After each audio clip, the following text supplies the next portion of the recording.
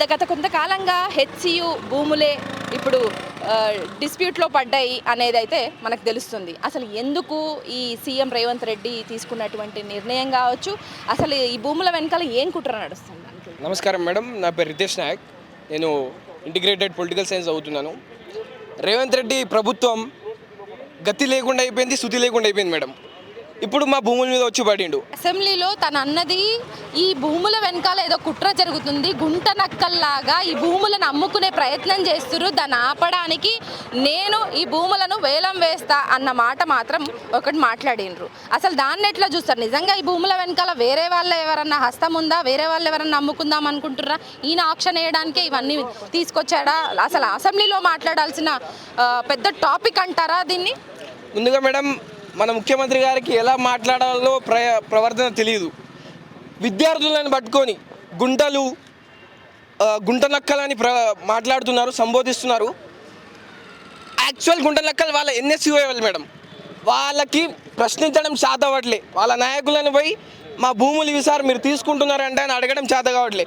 కానీ విద్యార్థుల పట్ల అసహ్యకరమైన భాష మాట్లాడి సరిగ్గా ఒక ముఖ్యమంత్రి స్థాయిలో ఉన్నాయన ఎలా మాట్లాడాలో కూడా మన ముఖ్యమంత్రికి తెలియదు.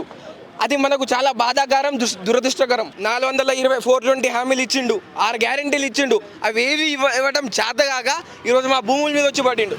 ఈరోజు 10,000 కోట్లకు ఆక్షన్ చేస్తా అన్న రేవంత్ రెడ్డి ఆ భూముల్లో ఎన్ని జింకలు ఉన్నాయి, ఎన్ని పులులు ఉన్నాయి నువ్వు వచ్చి చూడు. ఇడికొచ్చి ఫుట్బాల్ ఆడిపోవడం కాదు, ఇడికొచ్చి మా భూముల మీద కన్నేసావు. నీ ప్రభుత్వం వచ్చిన తర్వాత, నీ ప్రభుత్వం వచ్చిందే మా విద్యార్థుల వల్ల. ఈరోజు నువ్వు విద్యార్థులతోనే చెలగాట మాడుతున్నావు రేవంత్ రెడ్డి. ఈరోజు ఏబీవీపీ నేను సవాల్ చేస్తుంది, నీకు దమ్ముంటే నువ్వు హెచ్సియు క్యాంపస్కి రా, వచ్చి మా భూములను చూడు. మా భూముల వెనకాల ఉన్న జింకలు పులులను నీకు కనిపిస్తాయి. ఇచ్చిన హామీలు చేతగావు, ప్రభుత్వ విద్యార్థులకు స్కాలర్షిప్లు శాతగావు, కానీ మా భూములు మాత్రం నీకు కావాలా?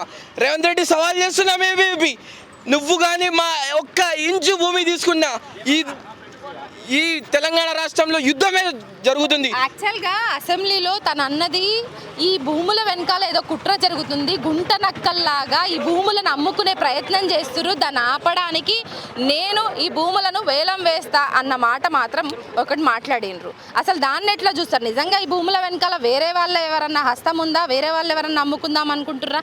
ఈయన ఆక్షన్ వేయడానికే ఇవన్నీ తీసుకొచ్చాడా? అసలు అసెంబ్లీలో మాట్లాడాల్సిన పెద్ద టాపిక్ అంటారా దీన్ని?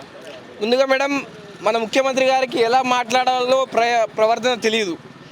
విద్యార్థులను పట్టుకొని గుంట నక్కలని మాట్లాడుతున్నారు, సంబోధిస్తున్నారు. యాక్చువల్ గుంట నక్కలు వాళ్ళ ఎన్ఎస్యూఏ వాళ్ళు మేడం. వాళ్ళకి ప్రశ్నించడం చేత అవ్వట్లే. వాళ్ళ నాయకులను పోయి మా భూములు ఇవి సార్ మీరు తీసుకుంటున్నారంటే అని అడగడం చేత కావట్లే. కానీ విద్యార్థుల పట్ల అసహ్యకరమైన భాష మాట్లాడి సరిగ్గా ఒక ముఖ్యమంత్రి స్థాయిలో ఉన్నాయన ఎలా మాట్లాడాలో కూడా మన ముఖ్యమంత్రికి తెలియదు. అది మనకు చాలా బాధాకరం, దురదృష్టకరం. ముఖ్యమంత్రి రేవంత్ రెడ్డికి ఒక సవాల్ మేడం, ఒక్క ఇంచు భూమిని కూడా మేము అఖిల భారత విద్యార్థి పరిషత్ నుంచి సవాల్ చేస్తున్నాం. ఒక్క ఇంచు భూమి కూడా ఎవరి హస్తం ఉన్నా, దీని వెనుక ఎంత పెద్దవాళ్ళు ఉన్నా మేము దీన్ని తీసుకొనివ్వం. మా భూములను మేము కాపాడుకుంటాం. వందే మాతరం.